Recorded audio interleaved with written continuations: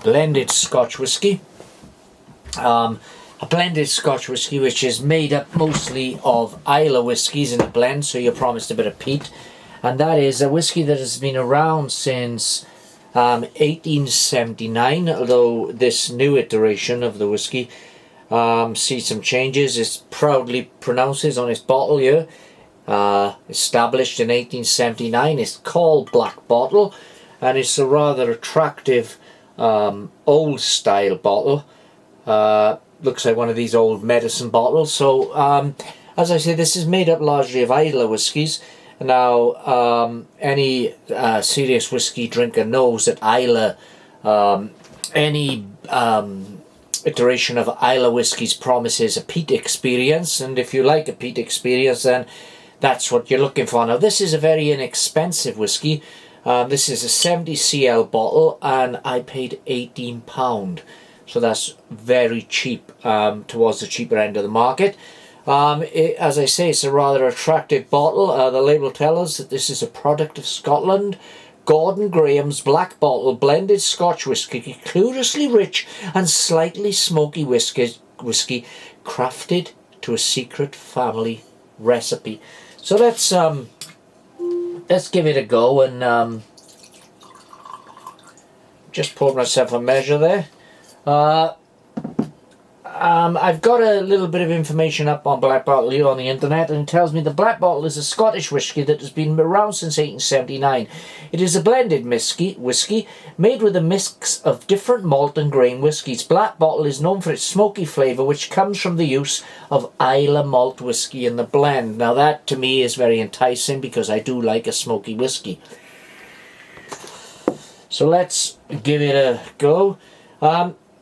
Colour wise, it's a very deep, rich, almost dark caramel. I expect there's some colourings in there, but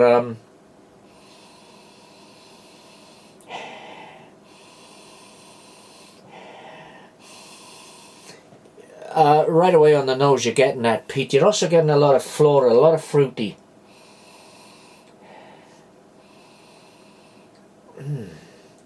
Now Black Bottle whisky recently changed, I say recently, over the last decade, whatever, slightly changed the recipe, and this was because the new owners wanted to bring back the Black Bottle of old. They wanted to replicate the Black Bottle. They wanted to replicate the whisky that was sold way back in 1879. Have they done that? Well, I can't say, because I may be a little long in the tooth now, but I wasn't around in 1879. But well, let's give it a go. As I say, on the nose, you're definitely getting that smoke. You're getting a lot of fruitiness.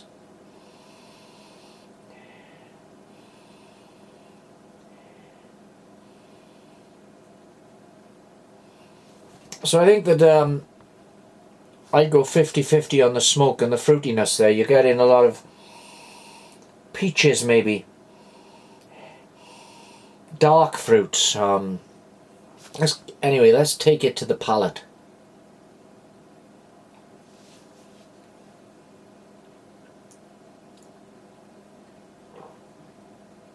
Oh, this is smoky. This is a peat bomb.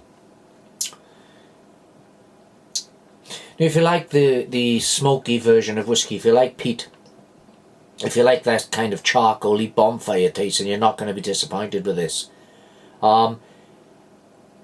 Straight off, this is reminding me a lot of Johnny Walker Black Label.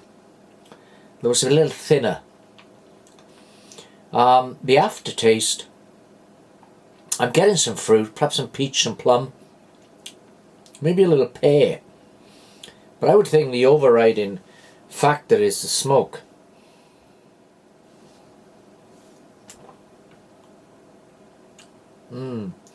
It's a very rich smoke, a deep smoke.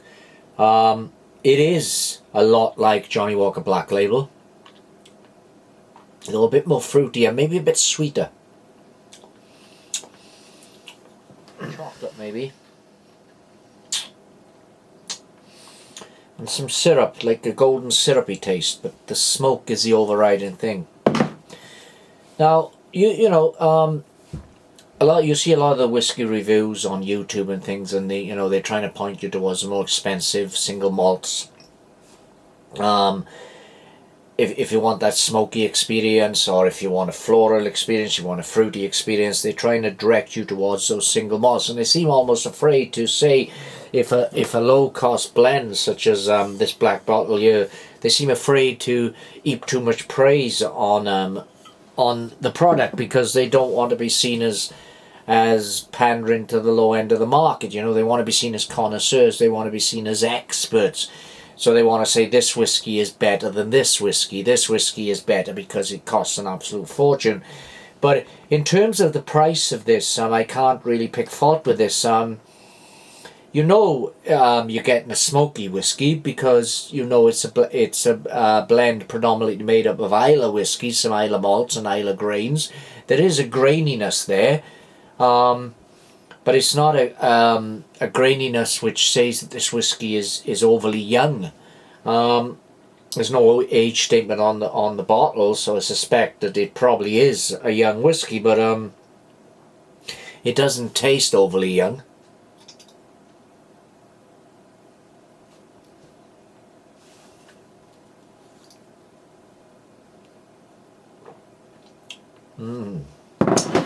The smoky, the smoke is the thing. It's delicious, but it's not an overriding smoke. That smoke is all you get. I'm definitely getting some fruit here. Quite a bit of fruit. A sweetness, plums, pears, maybe a little apricot, and a kind of dark chocolate, a rich dark chocolate. I'm going to just try this on the rocks, which is the way I usually drink my whiskey, and let's see if that does anything to the taste.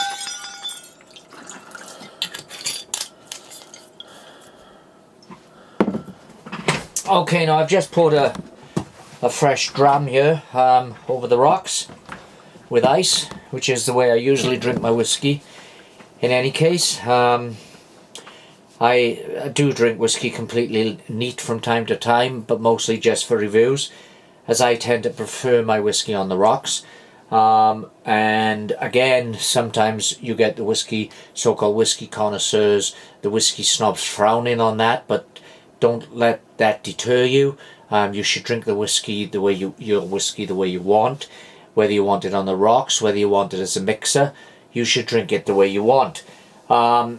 As I say, I usually take my whiskey on the rocks, but during the summer I'll sometimes take my whiskey high in an eyeball.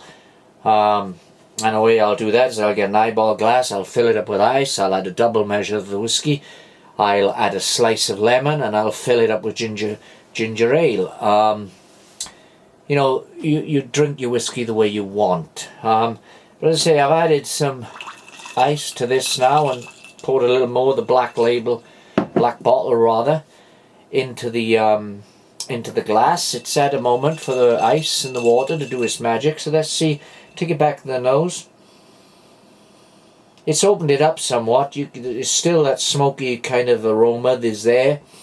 But this time I'm getting a lot more chocolate. It's a dark chocolate, though, like a Bourneville chocolate. One of the rich dark chocolates. Some fruit. That's an aroma I could breathe in all day. The addition of ice has lightened the colour somewhat. I don't know if you can if the camera's really picking that up, but it's it's more of a golden amber colour now. It was rather dark when it was in its neat form. So let's swirl it around the glass a bit. The legs seem not especially good, but you're paying £18 a bottle for this, so you wouldn't expect long legs, but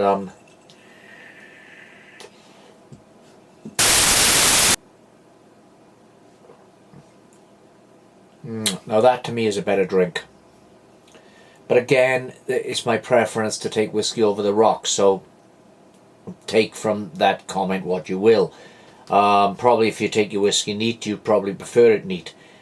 But I take my whiskey, largely I drink whiskey on the rocks. and the addition of ice here has allowed to chill the drink slightly. Some of the ice has melted, so it's added water to the drink, it's opened it up more. I'm still getting that smoke, but I'm getting a lot more now of the fruitiness.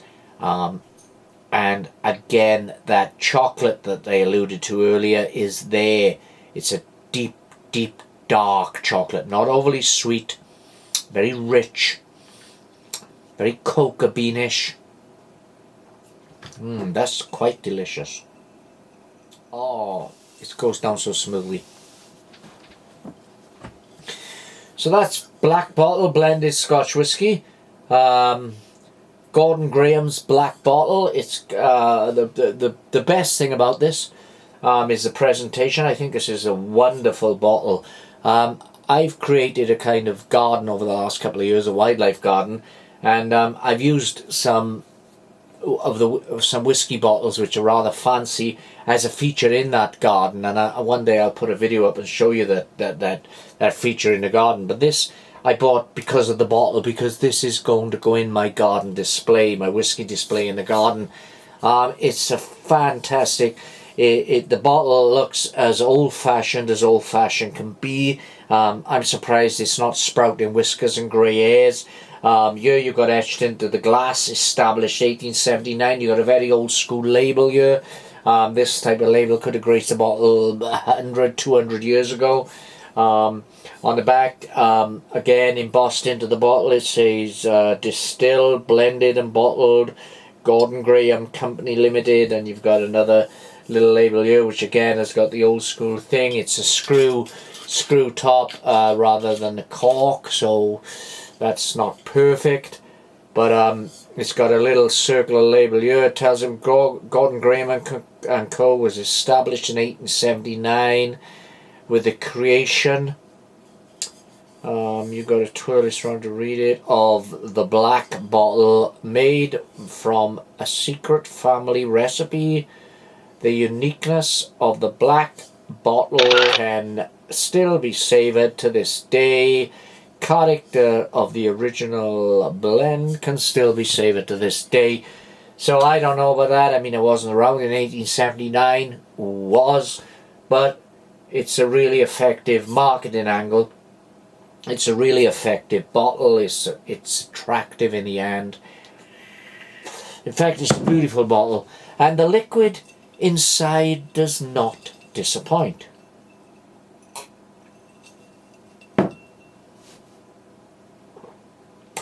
You know, I've been working lately on, many of you who come here regularly know that I'm writing a book at the moment for Pen and Sword Publishing. I've written several books in the past, historical books.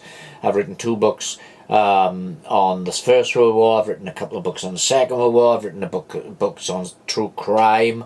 A Diary with an Hangman, which is a study of capital punishment, the entire history of capital punishment. In fact, I've written a book called Dark Valleys for the same publishers, which explores 200 years of murders in the South Wales valleys.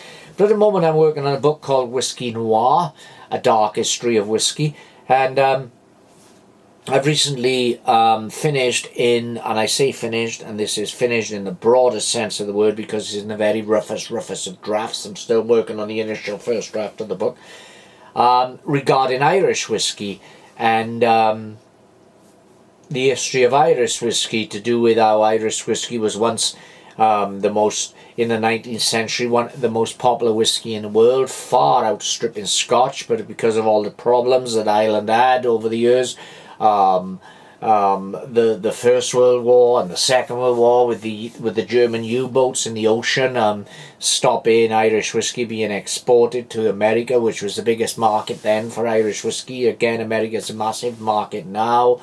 And then the Irish War of Independence and all the troubles in Ireland, which virtually brought Irish whiskey to his knees, while Scotch sort of went way, way, way out in front. And it wasn't only the troubles, it was the introduction of the coffee still, the continuous still, which was actually invented by an Irishman who had once been an excise officer, who had been tackled in illicit whiskey distillation, And Ireland initially, the Irish whiskey distillers initially passed up on the continuous still, preferring the pot still, but all that sort of amalgamated together, the Irish War of Independence, the Ireland troubles through the 60s and 70s, the fact that they turned their nose up initially at the Coffrey scale, the continuous still, which allowed Scotch whisky to sort of leap in front.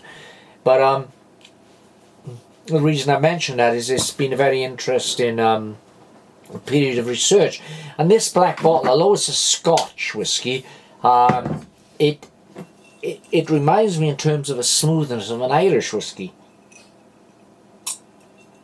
Because Irish whisky is, of course, mostly triple distilled, whereas Scotch is only double distilled, and it gives it this extra smoothness. But this has got that.